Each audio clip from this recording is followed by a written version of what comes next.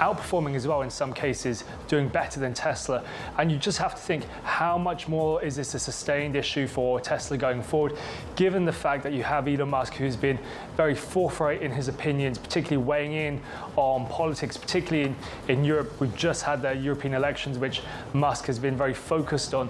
But across the piece, when you look at the performance for Tesla in Europe, it's not just in small countries. There are a lot of countries where Tesla has been performing badly, including in Germany, in the UK, where it has been lagging, and Spain as well. The world we knew no longer exists.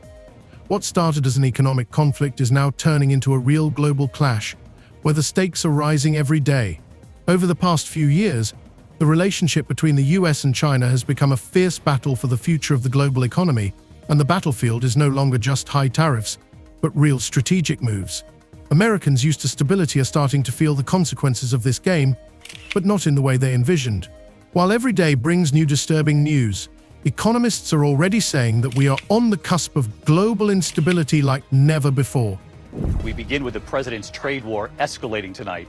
This evening, the retaliation against the United States, Canada, and the European Union responding quickly, just hours after President Trump's 25% tariff on all steel and aluminum coming into the United States. The US has staked its America First policy, but now it is having dire consequences. At one point, it seemed like something triumphant. High tariffs on Chinese goods, harsh sanctions against major Chinese companies, pressure on multinational corporations. But what if all of this is just the beginning? What if what we see today is only a small part of the global economic storm? Running around on stage with a Tesla stock price, where the stock price had gone in half. And he was overjoyed. What an evil thing to do. What a creep, what a jerk. Like who derives joy? The question of who is actually winning in this trade war is becoming increasingly urgent. China, instead of caving in under pressure, has responded to the blows with powerful economic maneuvers, covert strategies, hidden sanctions, and retaliatory measures that many have yet to realize are beginning to shift the balance of power in the global economy. And here's the interesting thing: the stakes in this game are not just money, but world power. Teslas are being torched across the country. Dealerships shot up and set on fire. Spray paint to vandalize and make a statement.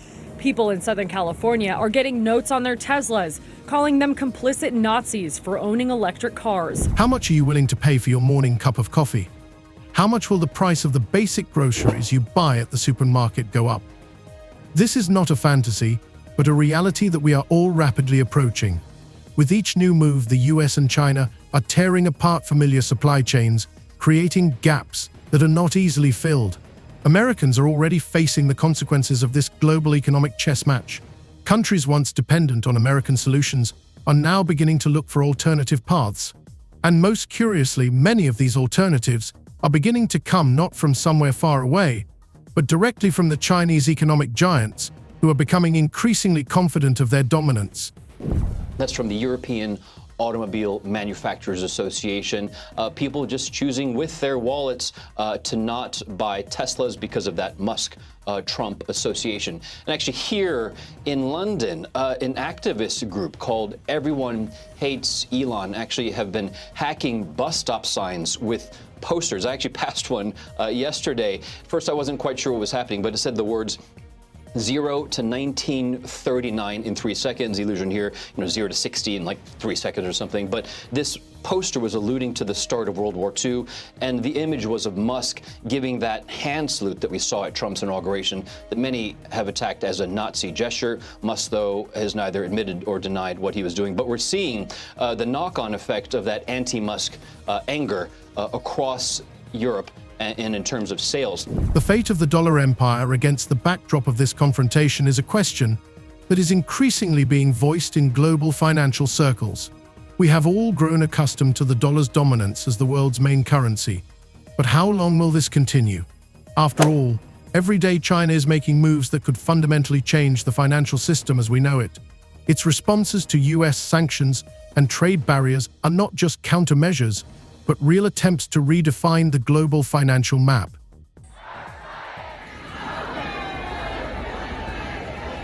We stand on the brink of change, and those who don't recognize that change now may not be prepared for what happens tomorrow. In this clip, we look at how presidential decisions in Washington could have catastrophic consequences for the world, and how China seems poised to prove that it's not just obeying the world's economic rules, but setting them itself. Prepare yourself, because what awaits you may shock you. Since the trade war between the US and China began in 2018, the world has witnessed not just an economic confrontation, but a true geopolitical shock, the effects of which are being felt across the globe. This confrontation over resources, influence and economic dominance has evolved into a battle for the survival of the world's largest economies. However, what started as a standard conflict between two countries soon became a high-stakes global game where each side is trying not only to protect its interests, but also to outplay its opponent, putting not only economic stability, but also political power at stake. Well, this feels more like a Tesla-only story when you look at just this fall in EV sales for them, that they're suffering across Europe, down 45% in January. The wider EV market in Europe up 37%, so rivals are catching up and performing. So how did it all begin? At first glance, everything looked relatively simple. The US under Donald Trump decided to review trade relations with China, pointing to unfair use of Chinese labor, problems with intellectual property and violations of international trade norms. It didn't take long for China to respond, and soon both sides began imposing billions of dollars worth of tariffs. However, no one expected that this war would unfold not only on the field of economic sanctions, but also on a new front, social media, namely TikTok. It was an unexpected twist that opened a new window of opportunity for Chinese manufacturers and made many Americans think about the real prices of the products they buy. Over the last couple of months. But the other thing that this could potentially be is an attempt at readjustment or correction by the Trump administration, in that one of Trump's closest kind of allies and supporters, and someone who's clearly very influential in the administration, is coming out to kind of push back against the recently implemented policies. So I'm thinking, or maybe hopeful is the right word, that this might be a signal that the administration is considering walking back some of those policies. TikTok, which at first glance seemed like a mere entertainment platform, has become an important tool for Chinese manufacturers looking to bypass expensive intermediary channels.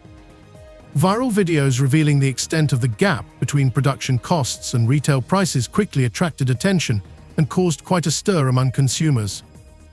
One of the most striking examples was the case of branded Hermes Birkin bags that sell for $38,000, while their real cost in a Chinese factory does not exceed $1,400. The discovery was a blow to many luxury brands such as Gucci, Louis Vuitton, Prada, who were forced to respond to the growing trend of consumers buying directly from Chinese manufacturers. It would seem that for the American luxury giants, this was a signal that their market was beginning to collapse. However, no one could have predicted that it would reveal a much larger economic war behind it, with unprecedented consequences. As Chinese factories began to aggressively promote their goods over the internet, driving down prices and destroying traditional distribution channels, the Chinese leadership began to act even more decisively. Chinese President Xi Jinping not only supported the growth of domestic production, but also actively developed the foreign economy. It was during this period that China decided to cancel several large orders for Boeing products, which was a real blow to the American corporation. But even this was only part of a more ambitious strategy. China also restricted exports of rare earth metals vital to the US high-tech industry. We are talking about metals without which it is impossible to produce modern smartphones, computers, and even electric cars. With this move, China has demonstrated that it can not only win an economic war, but also control key resources on which the technological progress of the entire planet depends. After Trump imposed those sweeping 25% tariffs on aluminum and steel imports, the European Union retaliating with tariffs on up to $28 billion of U.S. goods. Trump making it clear this isn't over, vowing to respond in kind with sweeping retaliatory tariffs early next month. They're doing what they should be doing, perhaps, for the European Union, but it does create ill will. And as you know, we're going to be doing reciprocal tariffs. So whatever they charge us, we're charging them. Canada also striking back with new tariffs on $20 billion worth of U.S. goods, mostly steel and aluminum, but also computers and sporting goods. Meanwhile, in the U.S., Trump's policies have led to higher tariffs on key goods, steel, aluminum, automobiles, and new tax duties. These measures were justified to protect American industry, but the consequences for ordinary citizens were already evident in the first place. Americans, especially working class and retired Americans, began to feel the rising prices of everyday goods such as food, gasoline, and appliances. Expectations that the tariffs would help stimulate the economy and protect jobs did not materialize. On the contrary, they have led to higher inflation, fewer jobs, and a lower quality of life for millions of Americans. On top of that, the US began to lose the confidence of its traditional allies, such as Canada and Germany, who were subject to the same sanctions as China. Canada responded with counter-sanctions, increasing tariffs on US goods, and said the relationship between the countries would change forever. Meanwhile, globally, the trade war between the two giants quickly turned into a political and economic storm. President Xi Jinping, in response to US actions, began to actively strengthen ties with other countries in Asia, as well as Europe and Africa, challenging the concept of American globalization. Countries that had previously been on the sidelines now began to seek alternative markets and trade partnerships in an effort to reduce dependence on the US and strengthen their own economic positions. China has begun to argue that globalization as conceived by the US no longer makes sense, and that the moment has now come for a multipolar world. KTLA Samantha Cortese joins us live with more on the wave of vandalism in protest of Elon Musk and his role in Washington. Sam? Hi, Sharon, Micah. The ATF and FBI are collaborating with federal, state, and local law enforcement to investigate acts of domestic terrorism surrounding Teslas. Thus, the situation has become so complex that the question of who will ultimately emerge victorious from this confrontation remains open. China is demonstrating its ability not only to adapt to new conditions, but also to anticipate the actions of its opponents. The US, for its part, has found itself in a difficult situation where its tariff policy, initially aimed at supporting the economy, has led to a global economic crisis. Problems with international supplies, rising prices, and deteriorating relations with key allies have become clear evidence that the world order is changing before our eyes. The challenge for the US, as well as China, is to find new ways to rebuild the economy and relations on the international stage. However, despite serious attempts to reach out and restore stability, the future remains uncertain. This conflict could last for a long time, and it is unknown what other moves and counter-moves we would see in the coming years. One thing is certain: this trade war will change the world as we know it, and its effects will be felt not only in economics, but also in politics, science, and technology. Canada, the largest supplier of steel to the U.S., slapping new tariffs on $20 billion worth of U.S. goods that are sold in Canada. And the 27 countries of the European Union imposing retaliatory tariffs on up to $28 billion worth of U.S. goods sold in Europe, including Harley-Davidson motorcycles and Kentucky bourbon. President Trump with the Irish Prime Minister visiting the White House today. The president suggesting his tariffs won't stop here, saying, "Of course, I'm going to respond." And tonight, right here, the new poll showing 56% of Americans disapprove of President Trump's handling of the economy. The number's even worse now on the president's tariffs. When the world began to realize the magnitude of the economic standoff between the US and China, most analysts could not yet fully assess its implications for the global economy. A few months later, however, it became clear the trade war is not just about high tariffs and sanctions, but actually touches on much deeper questions about global alliances and strategic maneuvering. China, contrary to the expectations of many, not only continued to retaliate, but also began to actively seek new partnerships around the world. Relationships with several Southeast Asian countries, including Vietnam, Thailand, and Indonesia, were especially quick to strengthen. China sought to create new supply chains that would allow it to circumvent US sanctions by minimizing its dependence on the United States. But more importantly, it actively promoted its model of globalization as an alternative to US protectionism. At this time, the US began to face insurmountable pressures. Despite all attempts to strengthen the economy and regain control of international trade through tariffs, the actual effects began to manifest themselves in the most unexpected ways. Over time, it became clear that the imposition of sanctions was not only hitting Chinese companies, but also having a devastating effect on the US economy. The expected effect in the form of job growth and improved economic performance did not come. On the contrary, America had to face new challenges. The cost of basic commodities began to rise, and relations with allies such as Canada and Germany were on the verge of breaking down. So there are a couple of things that might be going on here. So on the one hand, it could be that just at a very basic level, Musk has quickly observed a 40% decline in sales in Tesla in Europe. Canada's position became particularly interesting. Relations with the US, which had been based on mutual trust for decades, began to deteriorate rapidly. No sooner had US sanctions taken effect than Canada immediately responded with its own countermeasures. New tariffs on US goods became a reality. But that was just the tip of the iceberg. A few months after the new sanctions were imposed, Canada's Foreign Minister, Melanie Joly, bluntly stated that relations between the two countries would no longer be the same. This statement was taken as a signal that Canada is willing to seek new partnerships and put her country's economic interests at the forefront. Moreover, it even emphasized that the willingness to negotiate with new countries, including China, would strengthen the Canadian economy, which would also be a major challenge for the American political elite. At the same time, China's response to US trade measures intensified. China has not only increased tariffs on goods from the US, but has also significantly expanded measures to impact more sensitive areas of the economy.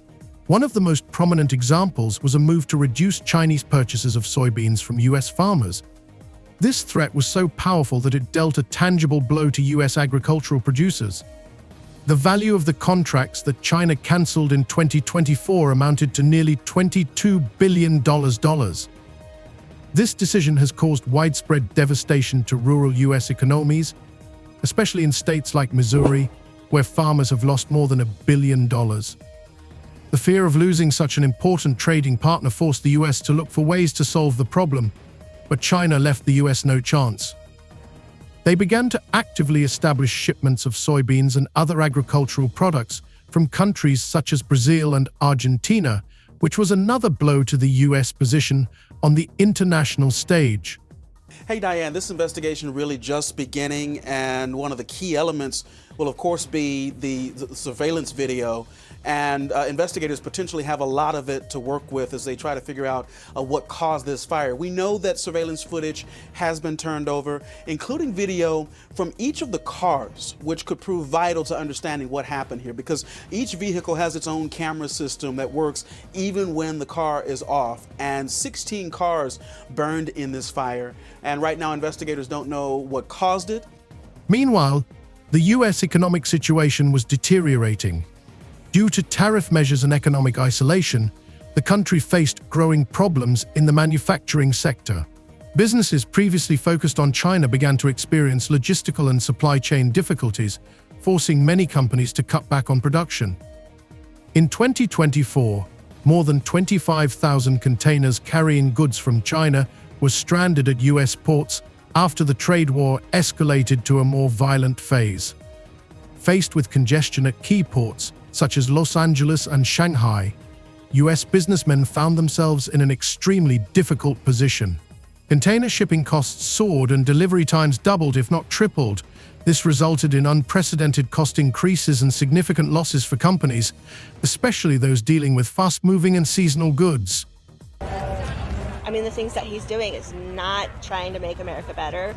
He's ruining our infrastructure, every department in our government he's ruining, and he's right now destroying our economy. He's taken away all of our allies. We're a pariah in the world. This state of affairs has caused a huge crisis in logistics. Corporations such as Amazon and Walmart began canceling orders in an attempt to minimize losses, and the average American consumer felt the increase in prices of many products. These changes in the supply chain led to disruptions in customer service, and companies that were unable to adapt to the new conditions began laying off employees en masse. The US economy, which had recently looked fairly stable, now found itself at the center of a financial storm. Inflation, rising prices of basic commodities and job cuts have become inherent consequences of Trump's tariff policy. Meanwhile, Chinese manufacturers wasted no time. Despite all the trade barriers, they continued to strengthen their position in international markets by developing new logistics routes and speeding up production processes. In 2025, China reported that it managed to significantly increase its shipments to Africa and Latin America, where interest in Chinese goods continued to grow. Moreover, China began to actively invest in infrastructure projects in emerging economies, becoming a key trading partner for them. The Chinese leadership paid special attention to the so-called Central Route. This new project involved the construction of powerful transportation and trade routes through Eurasia, Africa, and South America. One of the largest projects, the New Silk Road, continued to develop, expanding Chinese influence in the global economy. In 2024, China completed one of the largest railroad routes through Kazakhstan, which greatly accelerated the flow of goods to Europe and China. The route has come to symbolize China's new approach to global trade, direct and fast connections between the world's largest economies without the middlemen who have controlled international trade for so long.